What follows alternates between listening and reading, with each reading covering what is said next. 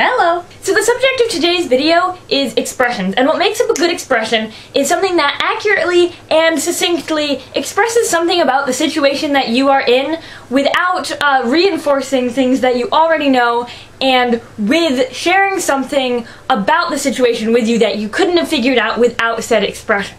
I think very few expressions fit the category of a good expression. For example, the early bird gets the worm, because if you were looking for what you wanted and you got it, then you already have it, and that's just gloating. But, on the other hand, if you lost what you were looking for, when somebody says, well, the early bird gets the worm, I know that. It doesn't really help the situation very much. So one night my sister and I were talking about what makes up a good expression and what makes up an annoying expression, and we came up with some annoying expressions of our own, which turned out to actually sound pretty profound. Such as, he who sits in the shade shall never see the sunlight.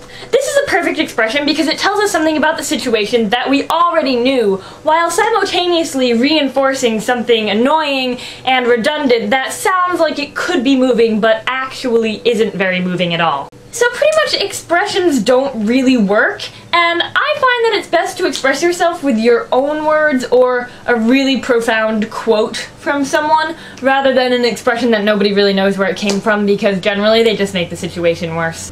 I just lost my iPod.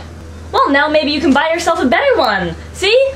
Always look on the bright side of life. It doesn't really help when somebody tells you to look on the bright side of life. Well, it doesn't usually help me. Sometimes it's good, but most times it's just somewhat annoying because sometimes you just want to wallow. So, I'm a wallower. So what are all of your favorite expressions and least favorite expressions and least helpful expressions? You can leave those in the comments if you like. And thank you for watching and subscribing and liking if you like it. And I will talk to you all soon. Toodle pip.